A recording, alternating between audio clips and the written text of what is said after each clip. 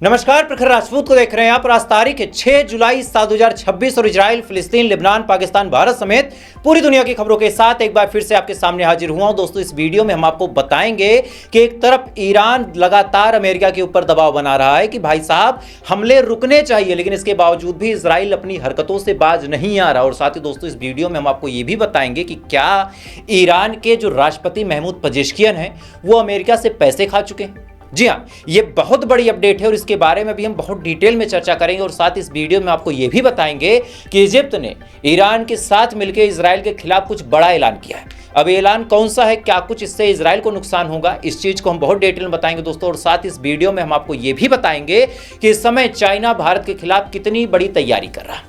जी हाँ, चाइना भारत के खिलाफ कितनी बड़ी तैयारी कर रहा है, इस चीज को जब आप जानेंगे तो आपके पैरों तले जमीन खिसक जाएगी। और साथ ही दोस्तों, पाकिस्तान में इस समय बड़े इंटेंस लेवल पे प्रोटेस्ट हो रहे हैं और इस प्रोटेस्ट की वजह से क्या कुछ हो रहा है इसके बारे में जब आप जानेंगे तो जानने के बाद आज आप हैरान हो जाएंगे। और साथ ही भारत में मुसलमानों के साथ कितना दुर्व्यवहार और नमाज तक को रोकने की बात की जा रही है। जी हाँ, नमाज तक को रोकने की बात की जा रही है और बाकायदा कैमरे के सामने हो रही है। लेकिन इसके बावजूद भी कोई बड़ा पॉलिटिशियन इसके बारे में बातचीत नहीं करना चाहता। अब क्यों नहीं करना चाहता, क्या डिटेल में वजह है, वो भी हम आपको बताएंगे। और साथ ही तमाम दुनियादारी की खबरें आपको बताएंगे। यानी यकीन मानिए दोस्तों, एक ही वीडियो में पूरी दुनिया की वो तमाम बड़ी खबरें, जिन खबरों को देखने के लिए आपको अलग अलग चैनलों पर जाना पड़ता है, घंटों का वक्त जाया करना पड़ता है, लेकिन हम एक ही वीडियो में आपको तमाम बड़ी खबरें बताएंगे। इस वजह से अगर आप चैनल पर नए हैं, मेक श्योर कीजिएगा कि आपने वीडियो को लाइक कर लिया है और चैनल को सब्सक्राइब जरूर कर लीजिएगा।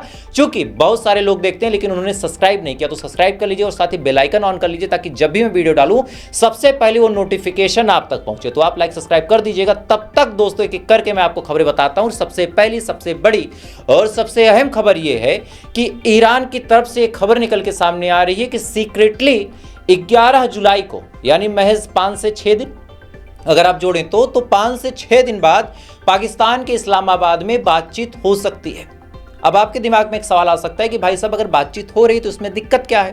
अगर बातचीत होगी, पूरी दुनिया में अमन चैन फैलेगा, तो इसमें दिक्कत क्या है। तो अब मैं आपको दिक्कत भी बताता हूं और वो चीज बताता हूं जो मैंने अभी आपसे कहा कि शायद जो राष्ट्रपति महमूद पेजेश्कियन है उनको अमेरिका ने कॉम्प्रोमाइज कर लिया है। खबर सुनिए आप। जब सुप्रीम लीडर का जनाजा निकाला गया पहले दिन, उस दिन महमूद पेजेश्कियन ने साफ तौर पे कहा था कि हम सुप्रीम लीडर के जज्बे को ठंडा नहीं होने देंगे और जो ईमान का झंडा सुप्रीम लीडर ने लहराया था उस झंडे को कभी भी डाउन नहीं होने देंगे। अब इस बात से ऐसा लगा कि शायद अब ईरान अमेरिका के साथ कोई बातचीत नहीं करेगा। क्यों? क्योंकि ईरान के ज्यादातर लोग ये चाहते हैं, अमूमन 90% लोग ये चाहते हैं कि बातचीत ना हो, क्योंकि जो अमेरिका, जो इजराइल उनके सुप्रीम लीडर को मार चुका है, उससे बातचीत करने का फायदा क्या। स्क्रीन पे आपको एक वीडियो भी दिख रहा होगा। इस वीडियो में आप देख सकते हैं कि ईरान की आवाम बाकायदा सुप्रीम लीडर के जनाजे को देखने के लिए उमड़ी हुई है और इस भीड़ में ज्यादातर लोगों के पास लाल झंडा है। अब जिनको ईरान का कल्चर नहीं पता उनको मैं बता दूं कि ईरान में काला झंडा दुख और गम के मौके पे दिखाया जाता है और लाल झंडा बदले के लिए दिखाया जाता है। यानी एक तरह से मैसेज दिया ईरान के लोगों ने कि हम बातचीत नहीं चाहते, हम केवल और केवल बदला चाहते हैं। इधर गालिबाफ ने भी साफ तौर पे कहा कि भाई साहब हम खामनेई साहब की शहादत का बदला लेंगे और खून के बदले खून बहाएंगे। तो एक तरफ तो ये कहा जा रहा है कि खून के बदले खून बहाएंगे, दूसरी तरफ ईरान की आवाम ये कह रही है कि हमें बदला चाहिए, हमें बातचीत नहीं चाहिए। जितने हमले हमारे ऊपर होंगे हम अपनी कुर्बानी दे देंगे, लेकिन बातचीत नहीं चाहिए। लेकिन इसी दौरान दोस्तों, कल ही मैंने आपको बताया था कि मुस्तफा खामनेई जो इस समय सुप्रीम लीडर है, उनके सामने महमूद पेजेश्कियन ने एक बयान दिया और यह बयान बड़ा आपत्तिजनक है। दरअसल महमूद पेजेश्कियन ने साफ तौर पर कहा कि अगर ईरान अमेरिका के साथ बातचीत करने से मना करता है या फिर बातचीत फेल करने की कोशिश करता है तो ऐसे हाल में मैं अपने पद से इस्तीफा दे दूंगा। मतलब पेजेश्कियन का यह कहना है कि अगर ईरान बातचीत नहीं करता और अमेरिका की शर्तें नहीं मानता तो मैं इस्तीफा दे दूंगा। अब यह कौन सी बात हुई। आप एज ए राष्ट्रपति आपको यह बोलना था कि भाई साहब मैं बातचीत चाहता ही नहीं। आवाम आपके ऊपर जब प्रेशर बनाती तब आप बातचीत करने जाते, लेकिन आवाम का कहना यह है कि बातचीत नहीं करनी। मुस्तफा खामनेई साहब का कहना यह है कि बातचीत नहीं करनी, लेकिन महमूद पेजेश्कियन का यह कहना है कि बातचीत अगर नहीं होगी तो मैं इस्तीफा दे दूंगा। यानी एक तरह से ब्लैकमेलिंग का काम किया गया। और इधर आप सोचिए 7 तारीख को सुपुर्दे खाक किया जाएगा आयतुल्लाह खामनेई साहब को। 7 तारीख, अलग अलग टाइम जोन पे देखें तो कहीं 6 है कहीं 7 है। 7 तारीख को सुपुर्दे खाक किया जाएगा और 7 से अगर जोड़े तो महज चौथे दिन जाके ईरान के डेलीगेशन, अमेरिका के डेलीगेशन से बातचीत करने के लिए इस्लामाबाद पहुंच जाएंगे। तो ये तो दोगलापंती वाली बात है। और सबसे बड़ी बात दोस्तों यह है कि इतनी जिद और इतना महमूद पेजेश्कियान मरा क्यों जा रहा बातचीत करने के लिए।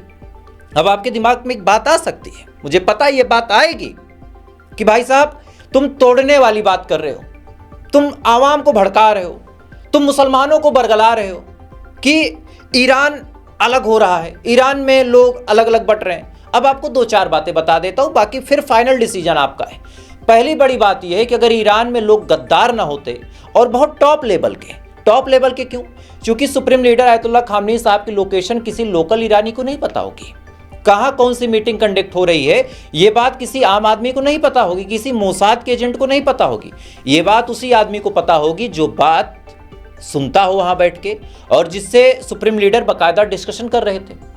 मतलब कोई टॉप का आदमी था, उसने ही जानकारी लीक की, तब जाके हमला हुआ और 28 तारीख को शहीद किया गया सुप्रीम लीडर को। इसके अलावा दोस्तों अगर आप दो चार और इस्माइल कनी का इतिहास उठा के देख लें, इस्माइल हानिया का इतिहास उठा के देख लें, इसके अलावा जितने इनके न्यूक्लियर साइंटिस्ट मारे गए उनका इतिहास आप उठा के देख लें, किसी अंदर के गद्दार ने सीक्रेट जानकारी दी और जानकारी मिलने के बाद इजराइल और अमेरिका ने हमला किया। इराक से लेके ईरान तक ऐसे हमले हो रहे थे तो किसी अंदर के गद्दार की वजह से, अदरवाइज हमला होता कैसे। अब आप सोच के देखिए कि क्या कोई बड़ा आदमी अमेरिका और इजराइल से नहीं मिल सकता। और दूसरी बड़ी बात, ईरान के अंदर जब उतना बड़ा प्रोटेस्ट हो रहा था तो उस प्रोटेस्ट को लीड कौन कर रहा था? भाई बाहर वाले कितनी भी आग लगा दे, अगर अंदर का आदमी खोखला नहीं है तो अंदर से कैसे जलेगा। लेकिन किसी अंदर के गद्दार ने बाकायदा प्रोटेस्ट को फैलने दिया। इवन सरकार की बात आपको बताऊं तो ईरान की जो सरकार है उसने उस प्रोटेस्ट को होने दिया था। वो तो सुप्रीम लीडर ने बाकायदा माइक पकड़ के लोगों के सामने कहा था कि आपकी नाराजगी है, आप हमसे अपनी नाराजगी बताएं, हम उस पर काम करेंगे और आप शांति का रास्ता चुने, चूंकि अगर आप हिंसा करते हैं तो हमें उस हिंसा का जवाब देना आता है। इसके बाद ईरान की आवाम शांत हुई थी, अदरवाइज दंगा फैला था। आपको पता है, ये सब चीजें आपको बहुत अच्छे से पता है, तो जाहिर सी बात है अंदर गद्दार हैं तभी ये चीजें हो रही। तो अब जो मैंने आपसे कहा अभी 2 मिनट पहले कि भाई साहब हो सकता है, तो चांसेस हैं, इस बात को डायरेक्ट आप इनकार मत कर दीजिएगा। खैर, इधर एक और बड़ी अपडेट आ रही है कि ईरान 11 तारीख को शायद बातचीत करे। इधर लेबनान के ऊपर बड़ा हमला इजराइल ने फिर से कर दिया। खबर अपनी स्क्रीन पे आप देख सकते हैं कि लेबनान के ऊपर ताबड़तोड़ बम बरसाने का काम इजराइल ने किया, लेकिन इसके बावजूद भी ईरान बातचीत करने जा रहा है, ईरान के डेलीगेशन बातचीत करने जा रहे हैं। अब सुनिए, इजिप्त ने बड़ा ऐलान किया है। इजिप्त ने साफ तौर पर कहा है कि भाई साहब जब तक गाजा को, शब्दों को बहुत ध्यान से सुनिएगा, जब तक गाजा को मान्यता नहीं मिल जाती तब तक हम इजराइल के साथ अपने रिश्ते सामान्य नहीं करेंगे, ये बात बोली। लेकिन अब मैं आपको एक फैक्ट बताता हूं, इजराइल के साथ इजिप्त का जो बॉर्डर है वहां पे कोई दीवार नहीं है, ओपन बॉर्डर है, और है भी तो एक आध दो लाइन, एक आध दो तार है, बाकी कुछ नहीं है। लेकिन गाजा के साथ जो बॉर्डर है वहां पे कम से कम 8 फीट ऊपर दीवार टंगी है और कटीले तारों की ऐसी फेंसिंग की गई है कि उसको आप देखेंगे तो आपको ऐसा लग सकता है कि भाई साहब ये भारत पाकिस्तान का बॉर्डर है। मतलब गाजा के लोगों के लिए वहां पे मौका देख के खलीफा बनने का मौका नहीं छोड़ा इजिप्त ने। लेकिन अंदरूनी सच्चाई क्या है आप अपनी स्क्रीन पे देख सकते हैं कि किस हिसाब से गाजा के लोग अंदर ना जाए इजिप्त के, गाजा के लोग इजिप्त से मदद ना पा जाएं, इस वजह से इतनी बड़ी फेंसिंग की गई। वहीं इजराइल के लिए नहीं की गई। वहीं आज तुर्की की हकीकत आपको बताऊं, तुर्की ने साफ तौर पे कहा कि इजराइल रीजनल वार शुरू कर रहा, इजराइल हमारे खिलाफ बड़े बड़े काम कर रहा, इजराइल ने सुप्रीम लीडर को शहीद कर दिया, हमें बड़ी तकलीफ है, बड़ा बुरा लगा। मतलब तमाम नौटंकियां आज तुर्की ने बोली। लेकिन जिस समय सुप्रीम लीडर की जनाजे का पहला दिन था, सेम उसी दिन, ध्यान दीजिएगा शब्द को मेरे, सेम उसी दिन अमेरिका की आजादी का 250 साल पूरा हो गया।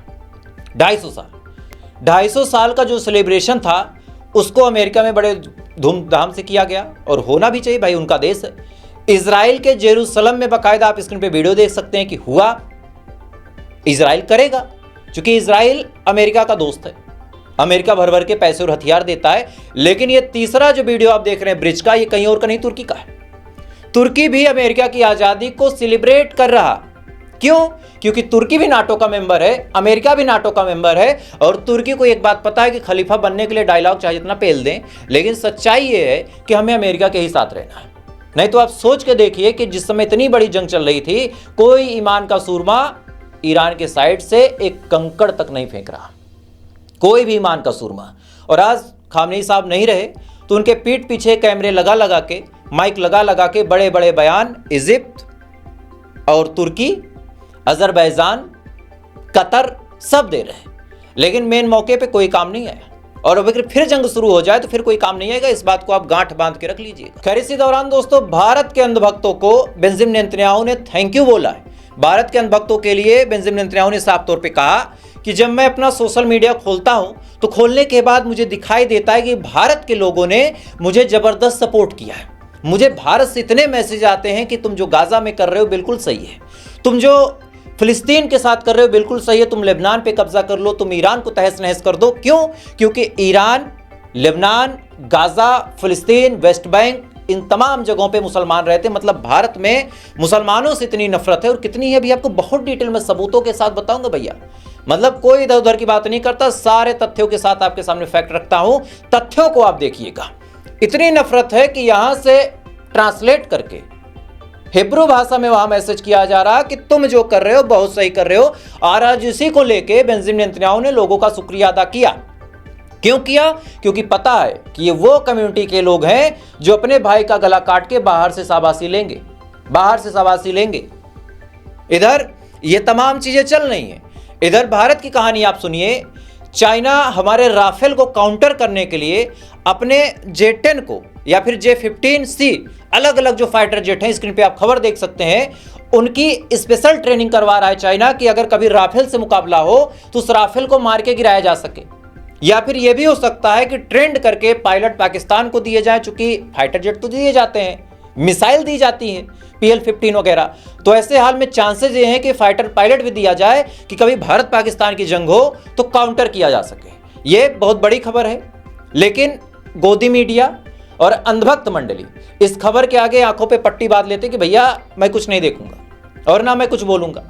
भारत में वो आलम है इस समय कि केवल मुसलमान से नफरत करनी है, और इस कदर करनी है, कैमरे के सामने आके करनी है कि पूरी दुनिया देख ले कि भारत इजराइल का कितना सगा है।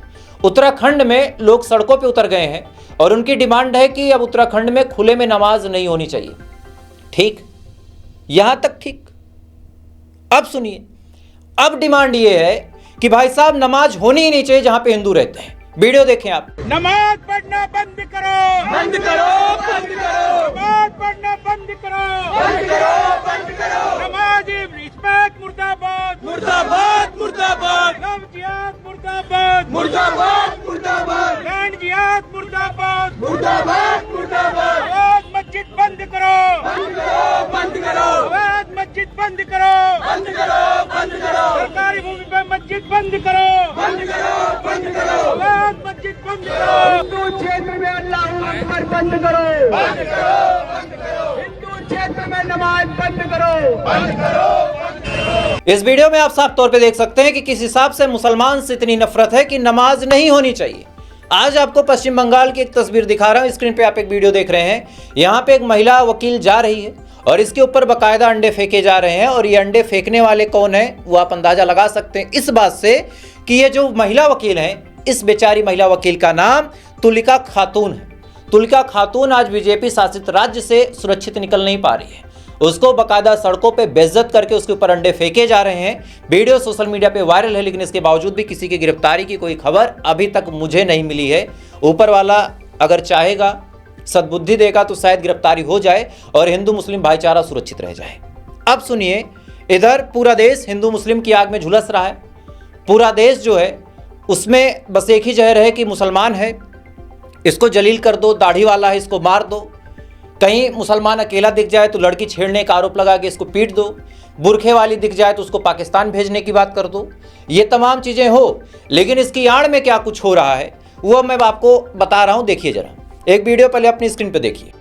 ये रायपुर का रेलवे स्टेशन प्लेटफॉर्म नंबर 1 बीच स्टेशन में पानी गिर रहा है। देखिए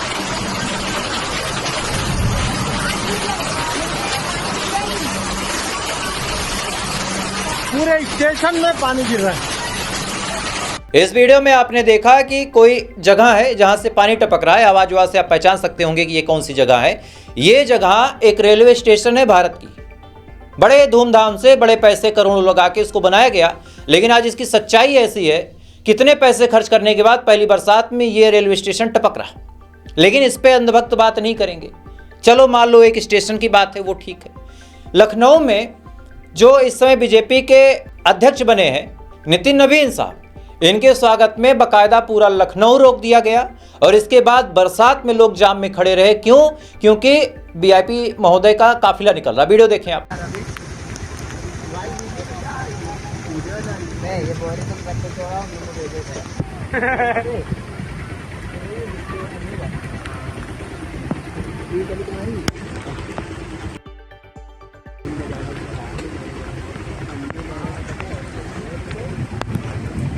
इस वीडियो में आप साफ तौर पे देख सकते हैं कि एक तरफ वीआईपी काफिला निकलेगा, उसके लिए बरसात में लोग बाइकों पे खड़े हैं और इधर हमारे मोदी साहब कहते हैं कि इस देश में वीआईपी कल्चर खत्म होना चाहिए। मतलब इस लेवल का वीआईपी कल्चर खत्म हो रहा है कि आम जनता बेचारी लखनऊ जो प्रदेश की राजधानी है वहां पे भीग रही। सोचिए राजधानी का मंजर है, गांव देहात की तो बात ही क्या करें, लेकिन वीआईपी मूवमेंट है तो पूरी सड़क रोक दी गई। पूरी सड़क रोक दी गई। क्यों? क्योंकि वीआईपी मूवमेंट है। इधर भारत के हिंदू को भी किस हिसाब से बेवकूफ बनाया जा रहा है वो भी मैं आपको बता रहा हूं। स्क्रीन पे आप एक वीडियो देख सकते हैं। इस वीडियो की सच्चाई सुनेंगे आपको ताजुब होगा कि एक महिला के गर्भ में बच्चा है, ऊपर वाला उस बच्चे को 100 साल की लंबी उम्र दे, कोई बीमारी ना हो, सेहत दे, लेकिन एक बाबा महोदय हैं उस बच्चे के सुरक्षित रहने के लिए कोई विशेष पूजा पाठ करेंगे और पूजा पाठ करवाने के लिए 50,000 रुपये ले लिया। मतलब ऐसी कौन सी टेक्नोलॉजी इस बाबा के पास है मुझे नहीं पता, लेकिन भारत के हिंदू को वो मूर्ख बनाना, बेवकूफ़ बनाना बाबाओं के लिए कितना आसान है कि आदमी अपने बच्चा को, जो बच्चा माँ के गर्भ में है, उसके लिए दुआ कराने आया था, पूजा पाठ कराने आया था, तो बाबा ने 50,000 रुपये ले लिए। वीडियो सोशल मीडिया पे वायरल है और अभी तक कोई कार्रवाई नहीं हुई, कोई कार्रवाई नहीं हुई। क्यों? क्योंकि सबको पता है कि हिंदू को केवल मुसलमान को पीटने का सपना दिखा दो, ये बता दो कि फला मस्जिद गिरा दी जाएगी। इस समय भारत का हिंदू उसी में खुश है।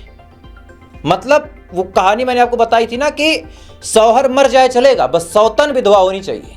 ये कहानी है कि हम डूब जाएंगे चलेगा, बस मुसलमान परेशान हो। इधर ये तमाम चीज़ें दोस्तों चल रही है। इधर जिन लोगों को लगता है कि बीजेपी हिंदुओं की बड़ी सगी है, तो स्क्रीन पे आप एक वीडियो देख सकते हैं। इसका बैकग्राउंड नहीं सुना सकता चूंकि गाना है, कॉपीराइट आ जाएगा। इस वीडियो में आप देख रहे हैं कि भाई साहब हनुमान जी को, हमारे प्रभु श्री राम के अनन्य भक्त हनुमान जी को, जिनको प्रभु हनुमान कहते हैं, भगवान हनुमान कहते हैं, जिनकी पूजा की जाती है, जिनको कलयुग का भगवान कहा जाता है, उनका लबादा पहना के नचाया जा रहा है भांड को।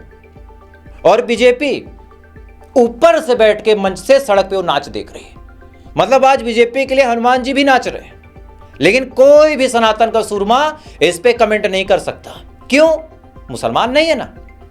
मुसलमान का एंगल होता फिर देखिए कैसे गला फाड़ता सबका, सब कैसे चीखते, लेकिन मुसलमान नहीं है तो यहां पे कंप्लीटली सन्नाटा। खैर, इधर ये तमाम चीजें दोस्तों चल रही है। इधर बड़ी अपडेट निकल के सामने आ रही है पाकिस्तान से कि पाकिस्तान के भी हालत ऐसे ही है। जो पाकिस्तान ऑक्युपाइड कश्मीर है, जिस कश्मीर के हिस्से को पाकिस्तान ने जबरदस्ती कब्जा कर लिया, उस हिस्से में इतने इंटेंस लेवल पे प्रोटेस्ट हो रहे हैं कि ऐसा लग रहा है कि वो हिस्सा अपने आप टूट जाएगा। और अगर इसमें भारत का योगदान है तो मैं तो बड़ा खुश हूं भाई। मोदी साहब के इस काम के लिए मैं उनको तारीफ, शुक्रिया, थैंक यू। और अगर ये काम हो गया तो एक वोट भी दे दूंगा। क्यों दे दूंगा कि भाई अंदर जो मैटर हो तो ठीक है, कम से कम हमारा कश्मीर अगर हमें मिल जाता है तो ठीक है। मतलब कहानी ये है कि भाई प्रोटेस्ट वहां पे बड़े इंटेंस लेवल पे हो रहे हैं और इसको रोकने के लिए पाकिस्तान के लोग एड़ी चोटी का जोर लगा रहे। पाकिस्तान की सरकार, लोग तो प्रोटेस्ट ही कर रहे हैं, एड़ी चोटी का जोर लगाया जा रहा, गोलियां चलाई जा रही, कई सारे लोगों को मार दिया गया, लेकिन अभी तक ये प्रोटेस्ट रुक नहीं रहा। प्रोटेस्ट डे बाई डे बढ़ रहा है। खैर, इधर ये तमाम चीजें दोस्तों चल रही हैं। अब थोड़ी देर बाद कुछ और बड़ी अपडेट के साथ आपके सामने हाजिर हो जाऊंगा। इस वजह से वीडियो अच्छा लगा हो तो लाइक और शेयर और सब्सक्राइब जरूर कर लीजिएगा। बाकी थोड़ी देर बाद फिर मिलते हैं। ऊपर वाला की हिफाजत करें।